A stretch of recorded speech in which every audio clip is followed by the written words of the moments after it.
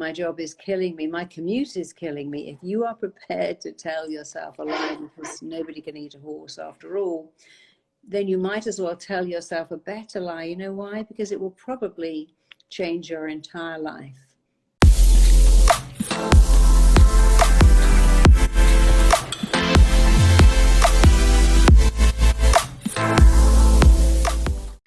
Hey Marisa.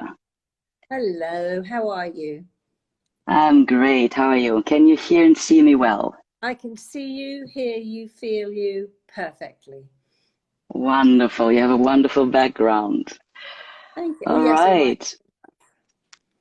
Yes. So, hey everybody, and a very warm welcome, Marisa. So, I'll just shortly introduce myself.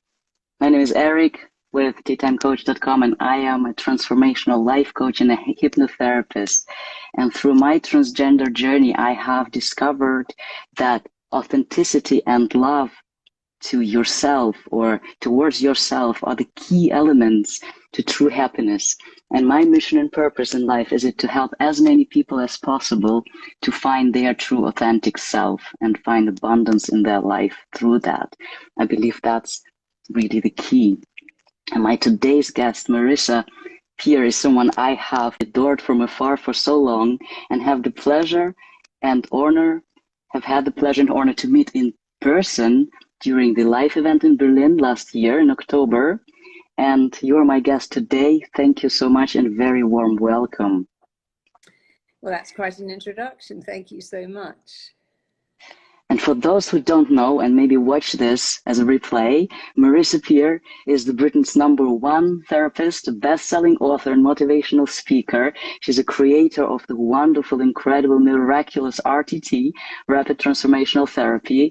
And she has over 3 decades of experience with working with CEOs, athletes, celebrities, rock stars. You have worked with so many people, and there is no topic you can't help people with, because RTT is so incredible and there is no niche required, as I feel. So Marisa, thank you so much for accepting this invitation and for being here. Well, thank you for inviting me, and it was such fun to train you. We had the best time. We did an RTT live in Berlin only last October, and it was such fun. And I met you there, and many other amazing people are now doing incredible RTT therapy all over the world. So it was such a joy. So today I invite you to talk about RTT and the power of hypnosis, and also about your new book, Tell Yourself a Better Lie. Oh yeah, let me hold it up. You can all see it. Yeah. What did you think of it, Eric? I'd love to know what you thought of it. Unfortunately, I haven't gotten a copy yet for myself. Oh. Okay, but we did send you a copy, but who knows where that went. But yeah, never mind. So yeah, and I have watched all interviews about this book, so it feels already I know at least the key points in it, and we will definitely talk about it today. And actually, when you gave me the certificate in October last year, I told you, but I cannot stress it more enough, my biggest appreciation, not only for the RTT method that you have discovered and developed, because you have been able to help so many people, but especially that you have made it available for people like myself. It's like a recipe that you have given us, which we can follow and really replicate your results. And that is just really incredible. You have developed a multiplier of yourself. That's really huge.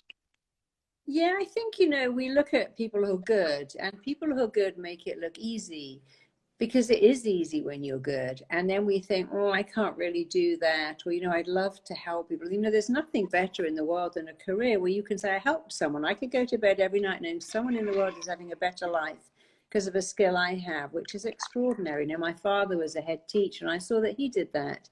He helped children, and he sort of inspired me to want to make a difference. If you have a career where you make a difference, it's the best career ever. But many people look at therapists and think, but it's you. And the reason I'm not on the cover of this book, and it's really about RTT and not me, is because RTT is a method I created that I'm immensely proud of. It's won so many awards, and it's changing Yeah. lives all over the world. But it's not what I do as much as it's what I teach other people to do. And one of the reasons I created it is because there's only one of me, and there's only so much work I can do with so many people. And I just wanted to create something simple yet powerful, easy yet profound, that people could do, because people would write and go, hey, you know, I heard about you, or my cousin saw you, and I live in Atlanta, or I live in Australia, but I want to see someone like you. And there wasn't someone like me, but there could be thousands like me. So I taught my method. And I think teaching therapy is rather like being an amazing chef. If you're very generous, you go, look, you do this, and then you do this, and then you do this. And if you do this in this order, you can create something almost as good as I create, if not identical. After all, if you look at Jamie Oliver or any great chef, they say, do this. I mean, therapy is more complex than cooking, of course, but it is a formula. It's a recipe. And so RTT is very precise in that you start off being a detective and you are gathering information. I never say to my client, how do you feel? I say, what happened to you? What happened to you? No one is born unable to leave cookies. No one is born unable to be the focus of attention.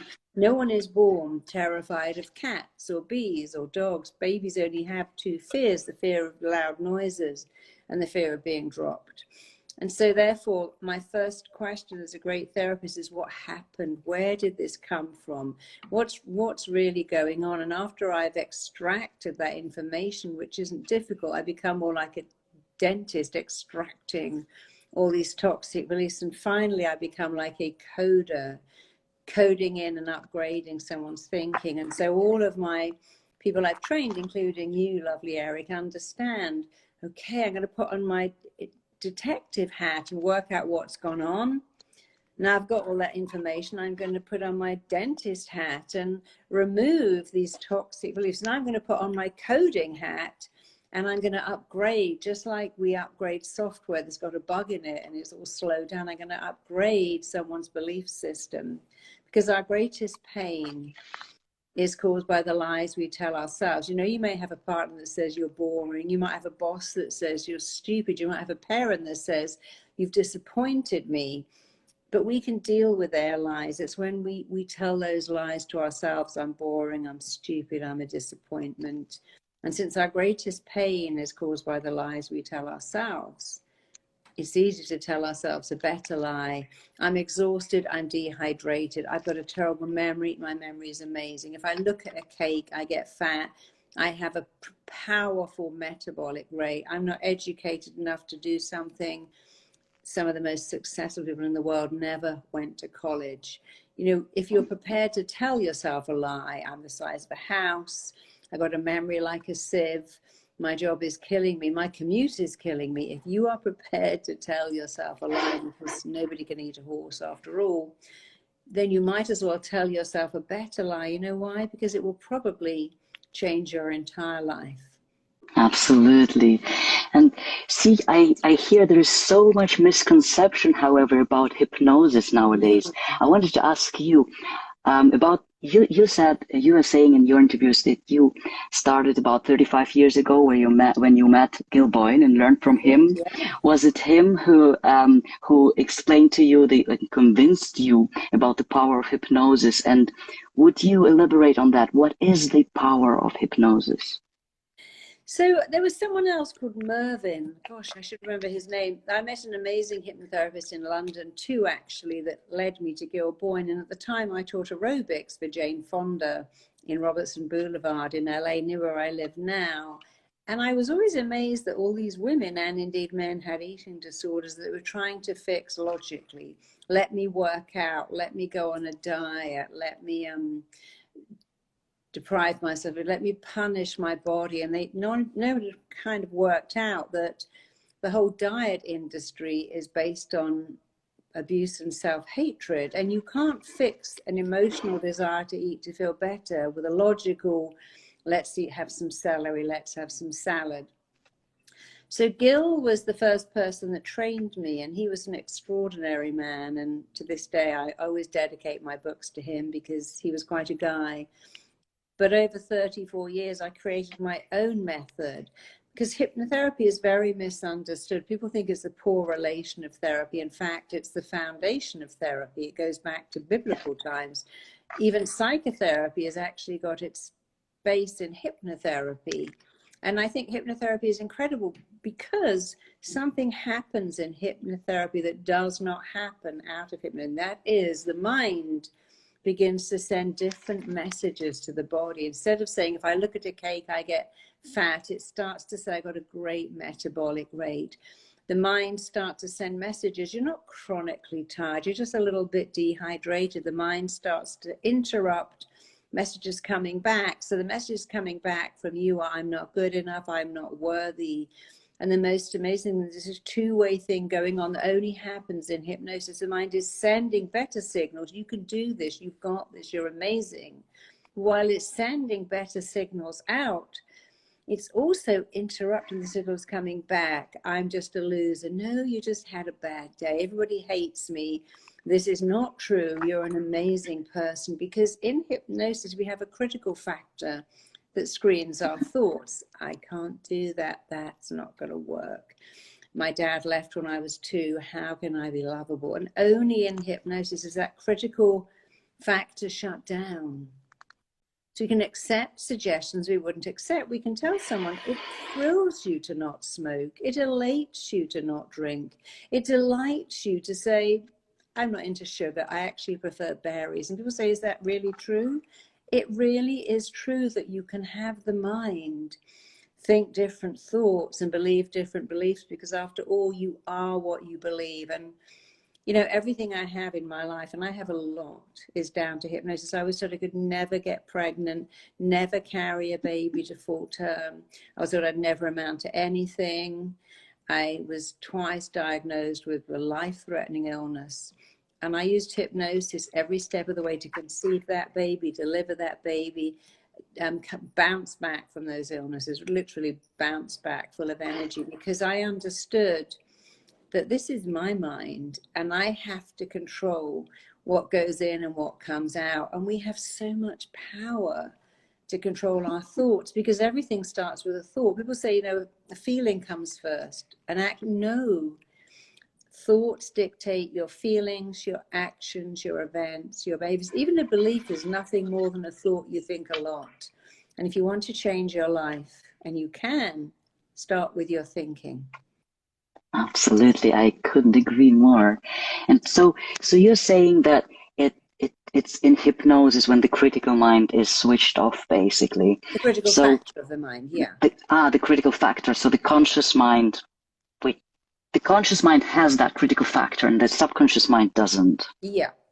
The subconscious mind is always switched on. It's always on record. Let me give you an example. I had someone who had to speak at her boss's funeral, and she'd been in love with him all her career. And she said, you know, I just can't, every time I think about it, I just burst into tears. There's no way I can give this speech. Actually, when I think about it, I'd rather be in the coffin, frankly, than giving this speech. So she'd convinced herself that she was too emotional, that she would fall apart and just be a mess of tears. And in hypnosis, I told her, you are an amazing speaker. You give the most beautiful eulogy. You're calm, composed. She didn't even believe me. But she left and said, no, I played that recording. And on the day when I went up to speak in the pulpit, I heard your voice going, you're amazing. And I delivered this speech, and I was shocked at how good I was. But you see, here's the thing about the mind. It doesn't know, and it doesn't care if what you tell it is true or false, right or wrong, useful or useless. So for me, telling her and having her hear those words, you've got this, you can do this, made her mind think, oh, we can do this. And that's the most wonderful thing about hypnosis. You tell the mind something else. You're a great student. You're really good at remembering. You're amazing in exams. We tell people you're powerfully lovable. You're attracting love. You can be healthy. You can create your own business. After all, that's what a placebo is. If we think a thought about a drug, we make that thought real. When people say, but how does it work? Well, here's how it works. If you think of something embarrassing, you blush. Think of something sad, your eyes fill up with tears. Think of something sexual, you can become very aroused. And think of eating food and your tummy will rumble. So every day we make our thoughts real. The strongest force in all humans that we must act in a way that matches how we think. Every thought we think is a blueprint our mind and body are working to make real.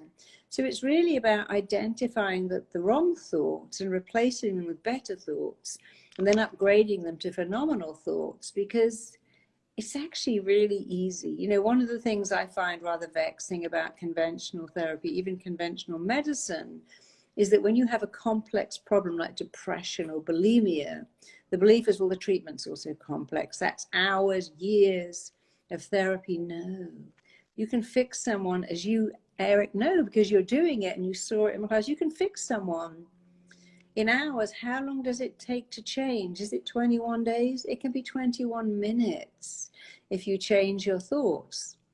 Yeah, it could be in a second when you understand something, right? That's the moment, like, wow, that's my aha moment. I understand why I did that. Because when I was 7, I decided this and that. Yeah. When my dad left, I decided I wasn't lovable. When I tried to speak in class and I pronounced the word brigger, and everybody laughed, I thought, oh, I'll never speak in public again. We don't understand that we make decisions. If anyone leaves me, it will kill me. Therefore, I'm going to be cold and distant and never find anyone to leave me. Then I'll be safe. I'm so scared of failing.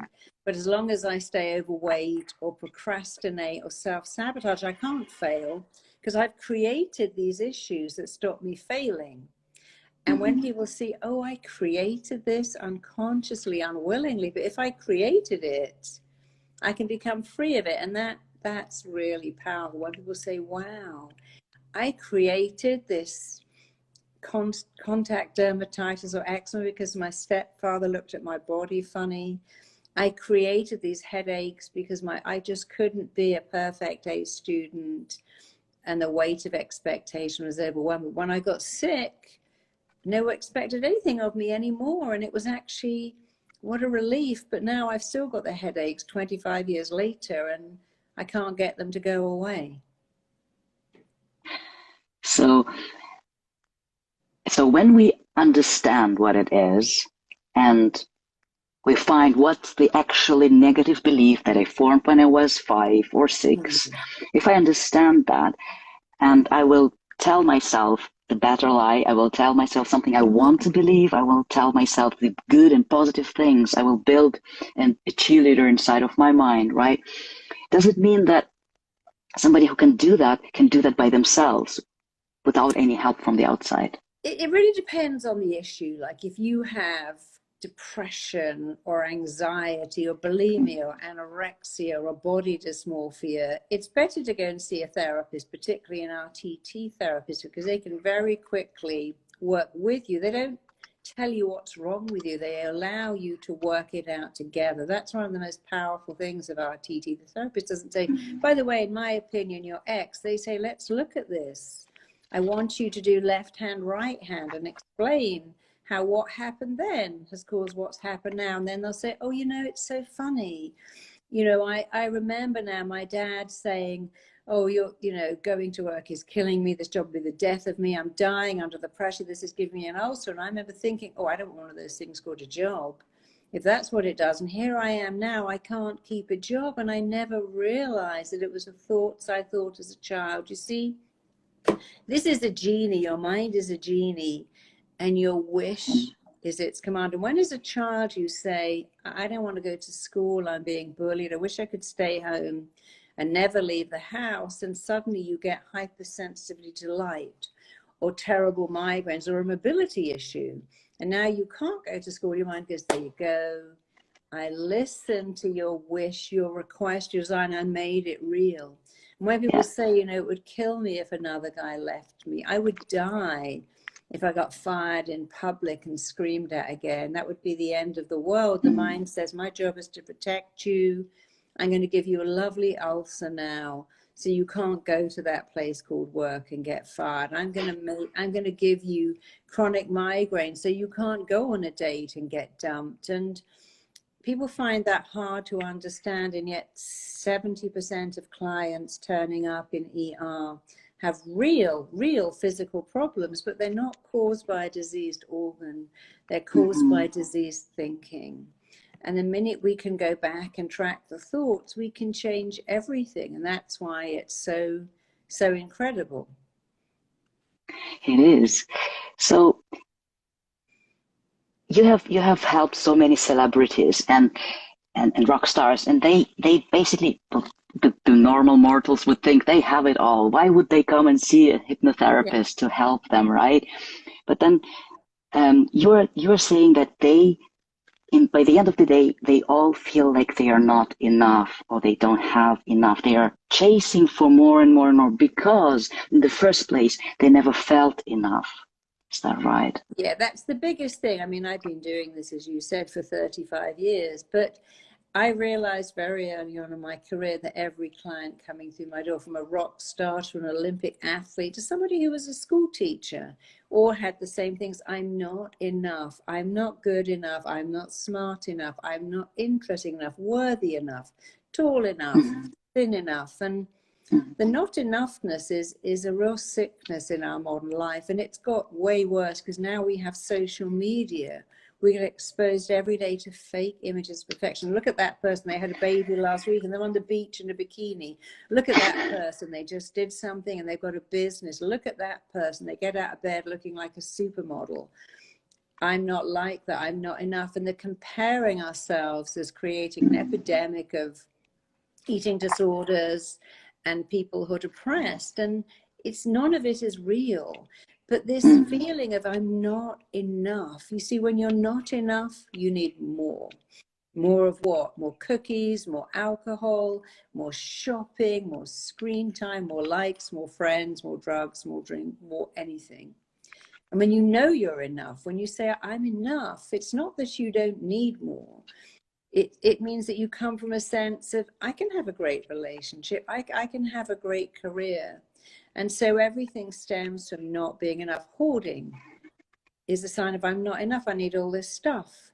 Compulsive eating, I'm full, but I still need more. Compulsive drinking, compulsive shopping. Because if stuff made you feel good, you go, oh, look, I got these candles and this cushion and this bag, and I need more. I need more candles, more cushions, more bags. I need more likes on FaceTime. I need more hearts on Instagram, more followers.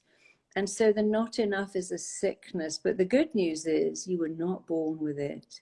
There's not even a chance you were born with that. You acquired it. And if you acquired it, you can become free. So many clients have a presenting problem. I'm bulimic, I'm anorexic, I'm a compulsive shopper, I'm a compulsive shoplifter. I keep taking stuff. I don't even know why. Whatever's wrong with you, I really invite you now to ask yourself a question. Could not believing I'm enough be influenced? Am I lifting groceries because I didn't? Am I hoarding stuff? Am I compulsively bidding on eBay for things I don't even need?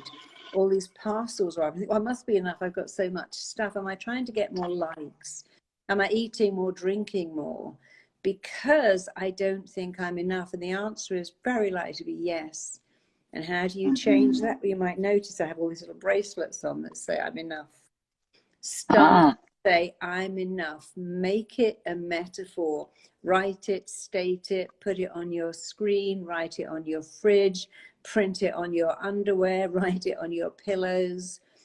If you say I'm enough every day, again, the mind doesn't know or care if that's right or wrong. You see, if I had very dry hands and I put lotion on them, the lotion will sink in and nourish them. My mind doesn't go, is that lotion from Prada, or did you get it free on an aeroplane? Because it's got to be a designer lotion. It goes in and nourishes dry hands. But words go in and nourish a dry soul, a dry heart. Words, the same way that balm will soothe chapped lips, words are a balm for a chapped heart. And if you just say the right words, they will sink in like butter on toast, and they will start to nourish you. And we're so busy trying to think, I got to work out, I got to lose weight, I got to look better, I got to get a promotion, I got to get a great partner, have a really smart kid. No, you've got to say, I'm enough, I'm enough, I'm enough. Because when you let that in, its strength is actually in its simplicity. Its power is in its honesty, because it's true. And the minute you know that you're enough, what's so amazing is other people elevate their level of your enoughness when you do it first. Mm-hmm. Mm-hmm. Exactly. So, but see, there are people, for example, who have families, who have friends, great, interesting hobbies, and whatever they wanted in life, but they still feel like they can't feel it. They can't feel the happiness. They can't have, they don't feel that they are leading a fulfilled life. Mm-hmm. So that all comes back to the I'm not enough, isn't it? Doesn't it? Yes, if you look at people like Prince, like Michael Jackson, like Amy Winehouse, Whitney Houston, Heath Ledger, Jimi Hendrix, you can go back and look at all these people. Philip Seymour Hoffman, the most amazing actor. And they had everything except they didn't feel they're enough. And people always think that fame damages people, but actually it's the opposite way around. People who don't think they're enough are drawn to fame. If I'm famous, I'll be enough. If I get an Oscar or a MOBA, I'll be enough. If I have a great body, I'll be enough. And so damaged people are more drawn to that. Not all, of course, but they're more drawn to that. How can I be more? But of course, it doesn't work because it's coming from other people. People can tell you every day, I love you, you're great. No, you just want to. It has to come from you. The most important words you'll ever hear in your entire life must come from you. When you can say, I'm enough. It's so different, because when you say, hey, I don't feel enough, could you fix it? Eric, could you send me texts every day telling me enough? Could you review my book? Could you tell me I'm amazing? Could you do that? You go, sure. But actually, after a year, I'm really busy. I can't do that anymore. Now I'm right back to where I was. I've given you the job of making me feel enough. I've given you the job of making me feel I matter. And you can do a great job, but you could stop, you could get sick, you could get ill, you could move to New Zealand on a different time zone. So the only way we can do it is to do that job yourself. And remember, the mind doesn't know or care. You can say, I'm not enough, I'm an idiot, or you can say, I'm enough, I'm great. We all have the freedom to choose to go, I'm a waste of space, or I'm incredible. But what you can't choose is what you do to your body when you go to, I'm a waste of space, I'm an idiot, I've got rocks for brains, I don't matter. So while you are free to choose to be negative or positive, if you could see what it did to your body when you are negative, you would never, ever think a negative thought again, or at least you'd correct it, because it's so damaging for our immune system, for our health. We all have to think better thoughts. It's free, it's easy, but more than anything, it's absolutely life-changing. Yeah. So why would somebody, for example, in your example with excess weight, go and see an RTT therapist instead of going to the gym and change their nutrition plan, for example? Well, because going to the gym, I go to the gym, I eat healthily most of the time, but that's a logical thing. I'm going to hit an emotional issue with logic. And here's a rule of the mind. I have 26, they're in this book, there are 26 rules of your mind. Emotion defeats logic every single time. In a battle between logic and emotion, logic can't win. So the logic says, I want cake, but I'm eating bits of celery. I want a burger, but I'm having lettuce. But the emotion says, but the burger makes me happy. The cake is my friend. The beer cheers me up. The wine helps me relax. And you can't take that away from me because it makes me better. It's my friend. It's my companion. So if the problem is emotion, and overeating is always emotional, all addictions, alcoholism, drug addiction, are emotional issues. You can't fix them logically. That saying to an alcoholic, now come on, you're ruining your life, have a lovely cup of tea.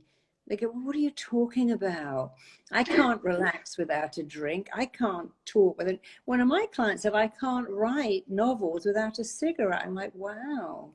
Do you believe that your talent is in a cigarette? No, but I have this thought. When I sit down to write, I need to smoke because my talent is in a cigarette. And I said, but it isn't, it's in you. And so when people have an emotional issue, you cannot come at it with logic. You have to come at it. And when someone says to me, my kid is scared of the monster under the bed. I can't say, well, there's no monster. I have to just, I worked with a little boy who had a monster under the bed. And as we spoke, I realized the monster was his dad, a lovely dad who'd say things like, oh, you'll get run over if you do that. You'll drown if you do that. I saw a kid, he got run over doing that. I know someone who died doing that. You'll die. And the dad, it was terrifying him so much with all these stories about kids who got run over, drowned, kidnapped, with a loving heart. But he was the monster under the bed. And the minute he said, oh, it's my dad, and I can say to him, Dad, I know you love me, but don't scare me anymore. They used to watch horror movies together. This kid is 6. And the dad would have the news on with people being killed in Afghanistan. And it was so interesting with him. It took half an hour to work out who the monster was and to go back and say, you know, darling, your dad loves you.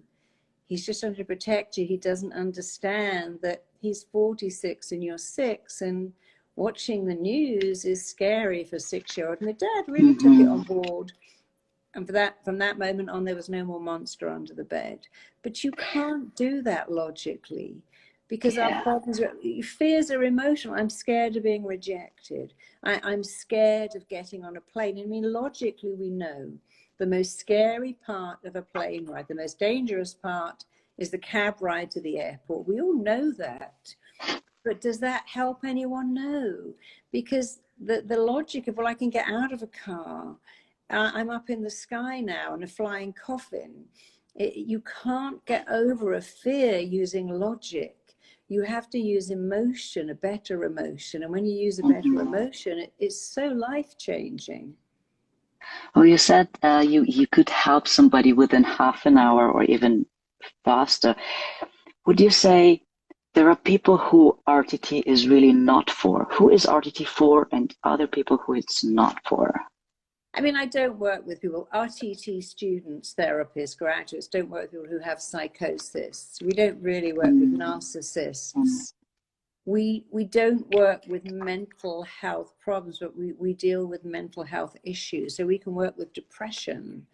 And so I've turned away very few clients. There's very few people I won't work with, you know. And it doesn't, I wouldn't say, for instance, I work with people who have cancer and they're seeing a doctor and they're having chemotherapy. And I'll use hypnosis to have them believe that the chemotherapy is doing a great job. Their body responds to it so well. They recover really fast. I work with people having IVF, and I don't say, oh, don't have the IVF, come and see me. I say, I'm going to help you be in such a relaxed, positive state to imagine that your body is producing grade A premium eggs, and that when they do the egg collection, the egg is robust, and when they fertilize the egg and put it back in your body, it attaches into your womb like Velcro and grows for 9 months. So I work hand in hand with many doctors who'll say, you know, I've got this client who's had surgery and they can't recover or wants more surgery. I'm working with someone who's having IVF, but they're so stressed. I'm concerned that their anxiety levels are interfering. I work with people who've had multiple miscarriages to just help them be so positive and so calm. I work with people, for instance, who have to go in a scanning machine and can't do it, or can't have blood taken. And many doctors say, could you help this client really feel good and happy about having blood taken? So it isn't that I come along and go, oh, conventional medicine, let's forget about that. Let's do something woo-woo, although woo-woo does work because of the power of the mind. Hypnotherapy is based on science. It's based on neuroscience, neuroplasticity. We form neural pathways when we think thoughts. So I work alongside doctors. I've got this book in schools and prisons. We've just done something called the I Can't to I Can Challenge. We have this RTT program in 500 schools in England that's just been released in America. There was some schools in Colorado who took it on and said it was just sensational. And it's using RTT alongside education, alongside sport. We know, for instance, that athletes who visualize do so much better than those who don't. And very soon, you would never become an Olympic athlete unless you could visualize as well as train. because the mind is so powerful and we should be tapping into it more. And RTT is really not saying turn up and I'll fix your problems while you're asleep, because hypnosis doesn't send you to sleep, it wakes you up. RTT says turn up and I'm going to help you be the best version of you could ever be, not just but for the rest of your life. I'm going to install a cheerleader in you, a healing vortex. I'm going to make you feel confident and make you feel that you matter. And every day, if every person on the planet every day just said these 4 statements: I matter, I'm significant, I'm enough, and I'm lovable just the way I am, bullying and trolling would almost cease to exist. We'd do more, be more, we'd be happier, because we're so busy looking out there for something to make us feel good. And it's actually in here. We're looking for love and success in all the wrong places. It's in here. I couldn't agree more. And still, there are so many people who I sometimes talk to who either misunderstand what hypnosis is, or they either don't believe that they can be under hypnosis, and they think that it's, or they don't believe that it's really their subconscious mind speaking. They think it's still their conscious mind speaking, which is the critical one, or with the critical factor, as you say. And then there are others who are quite the opposite. They fear hypnosis. They think that the hypnotist or hypnotherapist could manipulate their mind, put some kind of anchor in their brain, and let them jump off a bridge whenever they press a button or something. How would you answer them? Well, hypnosis is powerful. You know, I credit everything I have that's good in my life to hypnosis, even my marriage, because I had to believe I was lovable to find someone that also believes I'm lovable, and so we could grow our amazing relationship together. But you see, if hypnosis was powerful, which it is, but if it could manipulate your mind, every hypnotist would be a millionaire. They'd have all their clients living in their houses in their will.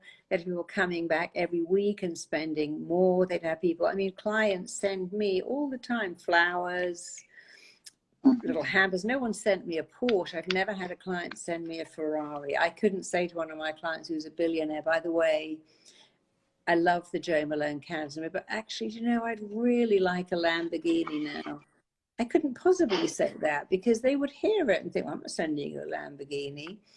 So if you think hypnosis can manipulate you, take a look at anyone you know who's a hypnotist or a hypnotherapist. Some of them are very successful, some of them aren't. But we can't manipulate people like that. You know, I have arguments with my daughter, I have arguments with my husband. I haven't got my husband going, whatever you say. My daughter gets very cross with me at times. I can't even manipulate the people I'm married to and raising, because it's not like that. You see, you tell what they want to hear. I can tell a client who wants to hear it that they're indifferent to sugar, that they're immune to sugar. I can tell a client who wants to hear it, you are indifferent to alcohol. In fact, being around it activates your total indifference to it, but they have to want to hear that. I couldn't tell someone who doesn't want to hear that because they wouldn't let it in. And getting people to change isn't hard, but it's certainly a process. They have to come in, do the session, play the recording. The mind learns by repetition. Telling a child who's terrified of school, darling, you love school. Love it, it's fine. It doesn't work. You have to go through a process of, why are you scared of school? What's going on in school? Why do you believe you're not smart? We have to unpick the old and then add in the new. And many therapies are busy unpicking the old. Why do you think like that? Is that really true? Where did that come from? And other therapies that just trying to install the new without unpicking the old. You have to do both of them. You have to unravel the old stuff and make sense of it, and then let it go, and then install the new stuff at the same time. And I think that's what makes RTT so powerful. It's quite seamlessly unpicking the old stuff while adding. It's like you saying, when I mowed my lawn and all the weeds went, but they came back. Why did they come back? Well, you kind of left the roots in there. You didn't do enough treatment. So our thoughts, we have to plant better thoughts in our mind, but we've got to get the weeds out. So you've got to get out the weeds before you can plant the beautiful flowers, and then it all becomes wonderful. Yeah, you have to clean the space first. Yeah, I think so. So that's what's the difference to the conventional therapy, that's right. Well, conventional therapy asks you every week, you know, what's going on, how you're feeling, and most people don't know. I don't know why I'm depressed. I have no idea why I ate 3 tubs of Ben & Jerry's last night. I don't know why I act out with every person I date. I don't know why I scream at my kids. If I did, I would stop. So we have a group who have no idea why they do what they do. And for them, the uncovering is life-changing. But then we have another group who go, yeah, I do know. I come from a family of alcoholics. I had a horrible childhood. I'm taking it out on my kids. I'm so scared of being rejected. They know why they do it. But that isn't enough either. So not knowing isn't enough. Knowing still isn't. Many people say, you know, I know why I drink, binge, eat. I know why I self-destruct. So it's a combination of uncovering the why, but letting that go and replacing it with something better. So you have to do both. And conventional therapy doesn't do enough uncovering, doesn't do enough replacing. And that doesn't mean conventional therapists aren't wonderful people, because most therapists go in with a real heart to help. They want to help. And it isn't their fault they were trained in a technique that says, you can only do therapy. It's a relationship of trust. And I do get that. Come and see me every week and we'll build up trust, and then we can find out what's wrong. But, you know, if you have a car crash and get taken to E&R, you don't build up trust with the surgeon who puts you together. I went in anaphylactic shock in New York a few years ago, just out of the blue, randomly.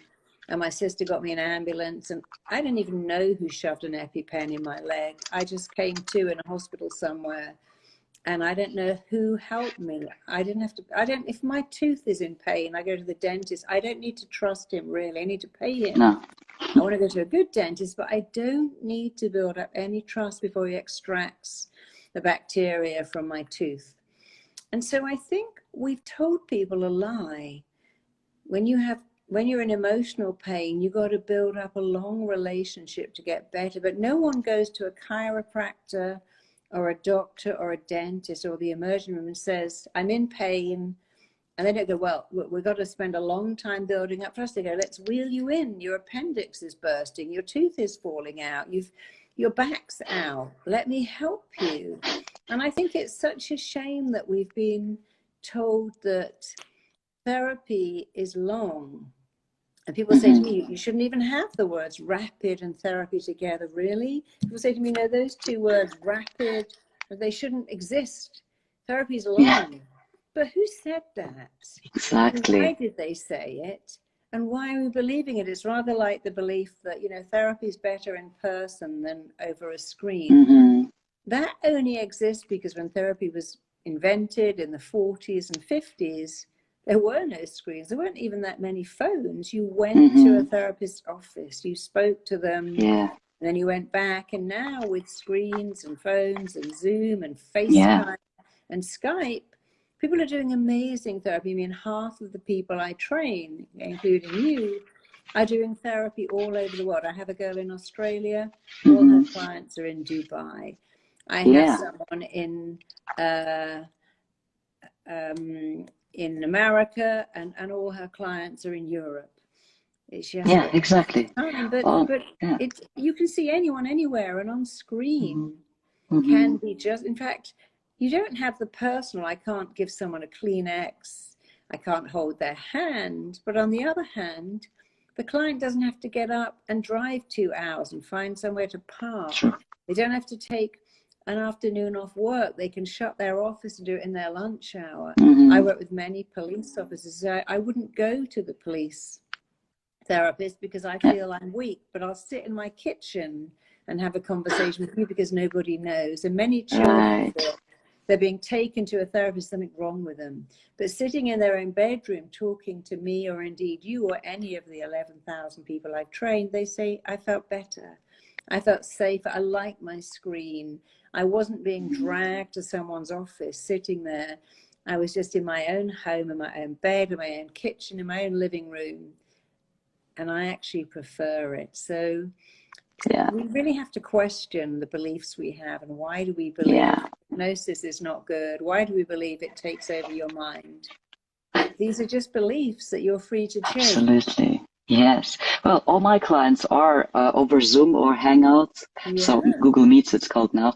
But yeah, and it works perfectly. You of just course have it to works. ask them to sit comfortably and have the Yeah, tissues at their hand, and yeah, it just works. Absolutely.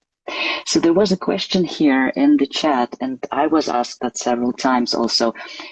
Does one session enough? Can you guarantee that? And then what comes together? And the answer is it depends, right? It could be 1 to 3 sessions, and for some people it could be more. It would be more, but not like in conventional therapy where you have to, as you say, see the therapist every week yeah. for several months. But then there People is can... Sorry, go on. I'm so then sorry. there's another question, which is just going along with that one. What would you recommend to say to a person who says they don't see a long-term effect? They see a short-term effect, but it then wears off, although they do listen to the recording, but then they stop believing what it says. Yeah. So we all change in 3 ways, and everyone is different. We can change immediately. Everybody wants that. I went to see a therapist. They told me I didn't like sugar. I left. And to this day, I've never eaten chocolate since. They told me I wouldn't smoke again, and I threw my cigarettes away. I've never smoked since. It was amazing. So the instant change is wonderful. But many of us change what I call cumulative. Bit by bit, we suddenly notice, oh, you know what? I only ate 1 spoon of ice cream. I didn't really enjoy it. I'm noticing I'm leaving food on my plate, and I'm leaving a bit more food, and I'm saying no to fries. So I'm noticing these cumulative effects. Bit by bit, I'm seeing, yeah, I'm sleeping better. When did I last have a migraine? I can't remember. Gosh, it's really working. Well, the migraines are a lot less severe. And then there's the third change where it's called retroactive. I look back and think, when did I last scream at my kids? I don't remember. And someone says, gosh, you're so different. Yeah, haven't you noticed? No. Oh, yeah, I'm looking back now. So there's instant change, bit by bit change, and retroactive change. There's something called lag time. It's a bit like you wouldn't go there. I went to the gym. I did the plank for 10 minutes. Where's my 6-pack? You have to go back and do the plank. And then all of a sudden you go, wow, looking back, the difference my shape is I never noticed that. I can see it's working. And so I think if you're not an instant changer, but your friend is like, I went to see that Marisa, oh, I went to see Eric, and they looked at me and said, and it changed me. And they go, that didn't work for me. We changed differently. You know, some Yeah. people have 10 driving lessons, 1 test, and off they go. Another say, I've had 50 driving lessons and 3 tests, and I still haven't passed. But once you do pass, you're equal to everyone. So, you know, I think people believe you're going to wave a clock and go abracadabra, and they believe that you're going to put them to sleep and then they'll wake up different. But hypnosis is not going to sleep. It is the sleep of the nervous system. But hypnosis is about waking up to your incredible potential and being amazing. And so it's just a question of how do you change, and can you change in 1 session? If you're coming as nail biting or passing your driving test or being good at exams, it's very likely you can do all of that in 1 session. If you're coming in with anxiety that you've had for 30 years or an eating problem that you've had for 30 years, you may need to have 3 sessions. And that's perfectly reasonable. We're all different. You know, when I work with clients with IVF, I know that I've had many clients say, you know, I came to see her, went home, I got pregnant the next week, but it depends where they were on their cycle. It takes 3 months for an egg to mature. I have other clients who've come in to get pregnant and then say, I need to come back because I'm so scared of losing the baby. Can you hypnotize me to stay pregnant, to have a perfect, yes. And then they say, now I want to come back and have hypnosis. I'm terrified about the birth. I had one girl whose baby died during the birth, and that was so traumatic. She could not get pregnant again. And when I worked with her, we visualized the baby who died sending her a new baby, and she got pregnant very easily, but then she got very scared that she would lose that baby. And then she got very scared that this baby would also die during the birth. And she's now got 3 children, and she's very happy. So for her, it isn't I kept selling her more sessions, but I was working. If somebody came in and said, hey, I can't speak in public, can you help me? Yes, probably in one session. I'm going to go, hey, you know, I've just been given a TED talk. I need to come back. I need you to help me. I got to say everything in 15 minutes. And can you help me? And so many people, you know, our potential expands as we move towards it. So if you want to be a speaker, a writer, if you want to create your own business, you might say, hey, you know, you gave me the confidence to go out there, but now I'm having a meeting with investors. I'd love a session before I meet them to really be able to sell my ideas. So I don't have clients coming to see me over and over again, but often they'll come in for overeating or drinking and say, it was so amazing. I'm now playing golf. Could you help me play better golf? Absolutely. So clients sometimes find new things, but they're very different things. And there's absolutely nothing wrong with that. If someone came in and said, you know, you helped my kid ace their exams, but now they want to come in for something entirely different. They're going for a job interview, or they're in with a group that wants them to smoke and they want to have the courage not to. Yeah, I think the question which was asked was about something like social anxiety or depressive moods, which, in my opinion, that person didn't really find the root cause, or they didn't probably really find the actual reason why they think they're not significant enough for the change, or good enough. You know, we are taught that depression is a chemical imbalance in the brain. And I found with my clients that depression is three things. The number one cause of depression, in my experience, and it's only mine, are harsh, hurtful, critical words that we say to ourselves on a daily basis. If you are harsh, hurtful, and critical every day, that is going to make you depressed. The second cause of depression, it's huge now, is disconnection. Because I'm a coach, I work from home, I order all my shopping on Instacart, Amazon delivers everything I need, but I don't see people. I'm disconnected. You know, we are now replacing bank tellers and store assistants with computers. We're disconnecting people. There are kids at home having a virtual lesson. I think COVID was terrible for so many children. And so disconnection, which is getting worse, not better. There are people, you know, I talk to my dad on screen. He doesn't need to visit me anymore because we have a virtual relationship. But, you know, and parents say, I read my kid a story on screen at night. It's like, no, you wouldn't say I'm dating my girlfriend on the screen. She wouldn't tolerate that. You can't replace people with screens, but disconnection is causing an epidemic of depression. And the third thing I found is failing to follow your heart's desire, spending your life being an accountant or a banker because someone told you should do that, when your heart's desire is to be a tennis coach or a writer or an artist. And it doesn't mean that we're all going to go out and get jobs as ballerinas or artists or dancers, but it means that if that's your heart's desire. You know, I worked with a girl who always wanted to be a ballerina, and it didn't work out for her, but she taught ballet. She taught ballet at weekends. She's managed to keep ballet in her life. If you want to be on the stage and that doesn't work out, you can still work. You can. My grandmother was a dresser. My grandmother dressed Laurence Olivier, and she always said it was just wonderful because she was in the theater, that energy. She would never have stepped on stage and been a Shakespearean actress, but she was a dresser. And she just loved that because, so if you can't follow your heart's desire, if you always wanted children, you never had them, always wanted to be a vet, but that's not available to you now, I had a girl who was so depressed because she wanted to be a vet so badly. And she applied to vet school twice and they said, don't apply again. You don't have what it takes. And she said, you know, that's the end of my dream. And I said, but there's another dream. And for her, the dream in the end was to become a dog whisperer. And she's so good at it. And she probably makes more money than someone sticking their hand up a cow in a field in the middle of the night. You know, she's got the best of it. I worked with somebody who wanted to be a doctor, and she said, I'm not smart enough. I didn't have any money to go to medical school, but I wanted to be a doctor. And actually for her, what she realized is she wanted to help people. And she actually started to volunteer in a hospice. And then she trained in aromatherapy, and she trained in Reiki, and she was in a hospice doing what she always wanted, helping people. So we're so caught up with it. I need this, and it's not available. I can't have what I want. And now I'm depressed because all those doors are shut.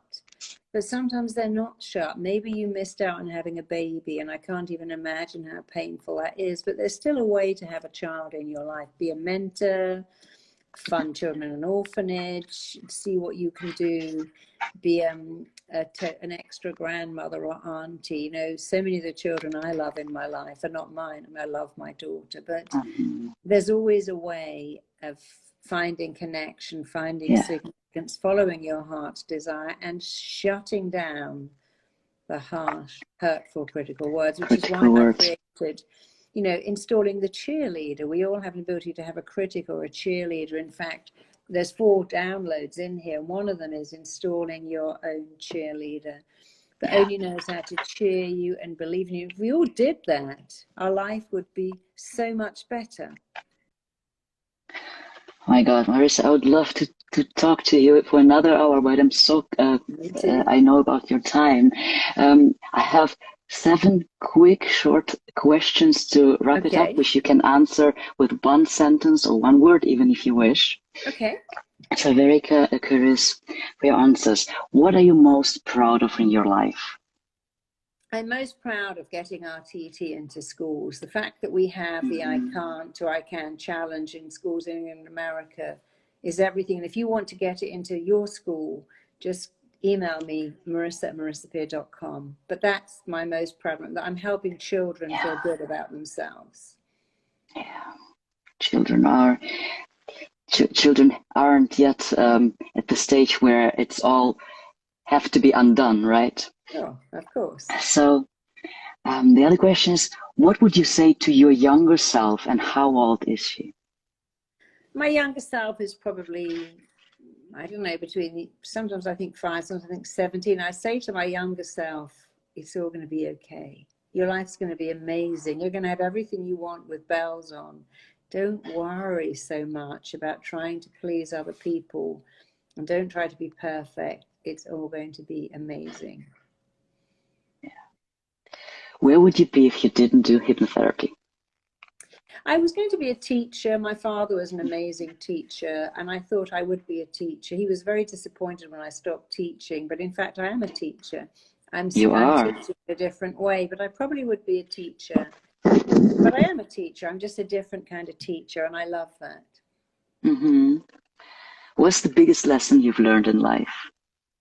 The biggest lesson, I think, is don't let in other people's opinions. You know, that voice, don't let this in, as interrupted many times in my life. And I'm always so glad it had. So not letting in destructive criticism, not letting in drama and catastrophizing has been immensely beneficial to me. What's your next big plan, if you wish to share? I'm doing, this is called Tell Yourself a Better Lie. I'm doing another book now, and it's going to be, this is the stories of 10 adults I helped, but I'm going to do a book on the children I've helped and what I did, and that's really going to help parents and schools work with children in a better way. I never say what's wrong with you, I always say what happened to you. Yeah. And so that's my next big thing, doing my program for school. I'm also doing a program called Diet Free Life, which is all about how diets don't work. Now the whole dieting industry is based on hating yourself. So I'm doing something about how to come at it in a different way that works. Wow. Is there any other question you've never been asked about RTT before? Joe, I don't think, people ask me lots of questions. Why did you create it? You know, who are you? People say, who are you to write this? I go, well, who am I not? You know, 35 years in, I think I can have an opinion. But people just say, who are you? And why did you write it? Because I wanted everyone to know that you have immense power to change your own life like that. And I wanted to share that power, because we believe that change is so hard. Actually, it can be so easy. It isn't always easy, but it can be easy to change. Yeah. You know, one of my clients, I always remember, she said, I went into an Abertonis school. I came out I could never eat meat again. I don't know what happened, but somehow walking into the abattoir changed me. Because all the time, I ate some prawns, I was violently sick, I can't eat them again. I don't know what happened. So we don't know why we change. Well, we do. We change, and we the way we feel is down to the pictures we make in our head and the words we say. The girl who went into an abattoir, the girl who ate the shrimp and was sick. It changed the picture forever. And that's what RTT does. It changes the picture. It changes the words. It changes your life. And it can be really fast and immensely profound. It does, and I've seen it. I've seen it after just one session and you're doing with both ways, as a client and as a therapist, and that's incredible. Marisa, is there anything I haven't asked you would like to share? Oh no, just how to find me. If you want to find me, go to marisapeer.com. We give a ton of stuff away. We have free audios on love blocks, health blocks, wealth blocks, success blocks at marisapeer.com. And you can also find out where I am, where I'm training all over the world. I know I'm coming back to Berlin and Amsterdam. I'm teaching RTT in New York in just 5 short weeks. So if you'd like to do what I do and become like Eric is an amazing RTT therapist, it is the best job in the world, go to RTT.com and you can sign up to train in Berlin, in Amsterdam, in England, in New York, or indeed online. And if you want some of these great bracelets, go to I'mEnough.com. They're all my websites, I'mEnough.com, MarisaPeer.com, RTT.com. And buy this book. It has 4 downloads in it that each cost $35. It's $140 worth of products, and the book's about 10. So and if you don't like it, I'll personally refund you, but I think you'll love it. I'm sure. And I just want to say that the RTT course is really, it's so rewarding. It's really life-changing. It's the best thing I have learned in my entire learning career. And I've learned several things which I never wanted to learn and things I wanted to learn, but this is the best thing I've ever done. And thank you so much. And this, I want to say that if somebody who's watching, if you are a therapist and you really want to help your clients to heal better and faster and in more efficiently, you really should do the course. And if you have any questions, you can write me a short message, direct message. I'm more than willing to share with you my firsthand experience, how this course is, how my experience is with this course. And Marisa, thank you so much for giving me the chance to interview you and the opportunity to learn from your mastery. Well, thank you for going out in the world and passing on. I always believe if you're good at something, you certainly should be sharing that. So I love the fact it was a Norwegian company that invented seatbelts and promptly gave them to every other car manufacturer, because how could you keep that to yourself? I think it was Volvo. Volvo created seatbelts and gave the prototype to every car manufacturer, because that's what you do. And as great therapists, we're passing on something amazing, and I'm thrilled, Eric, that I know you're doing it so well. I know you love it, and the great thing about being a great therapist is that you give a lot, but what do you get back? So much. We get back as much as we ever give. Don't you agree? I absolutely agree, and every time after every session, I feel empowered. Yeah, I don't feel tired. I feel hungry. I'm really hungry after each session and very empowered and so glad that I did it. If I missed your message on here, I do apologize. But if you want to get a message to me, just write to marisa@marisapeer.com. That's my own personal email address. I see all the messages. So if you want to write to me, write to marisa@marisapeer.com. If you want to train in RTT, you can write to me. And it's been wonderful that you've all given me so much of your time. And someone said, save the live so we can rewatch it and Marisa can read it. I will. Save it. Well, there you go. Well, I will save the live. And genius. He does all this for me. I'm so spoiled. I don't ever have to do too much techie. But so, and if anybody... I look forward to reading all your messages. Is I in Spanish? Yes, it is. A lot of my courses are now in Spanish on YouTube, and we must get them in German too. We're translating the scripts. People are saying you can save the live. Sorry, Eric, what did you say about scripts? I missed that. We can translate. We are translating the scripts. I'm translating them into Russian, and there are German translations. And yeah, if somebody wanted to ask anything and you wrote it and we didn't see it, you can also write direct messages to me, and I can also And I forward just them to already Marisa got, I'm and just answer negotiating them. to sell the rights of this book to China. So already we're getting other Mm. countries coming in saying we want it. So it's very, very exciting. It's a wonderful world being an RTT therapist, because so many good things happen all the time. You can find me on, if you need some help, all my audio, I'm on YouTube, I'm on Instagram. We've got a lot of free audios on marisapeer.com, or write to me, Marisa at marisapeer.com. I love you lots. Have a Thank you so much, Marisa. day. Love you. Hugs. Have a great day. Bye bye.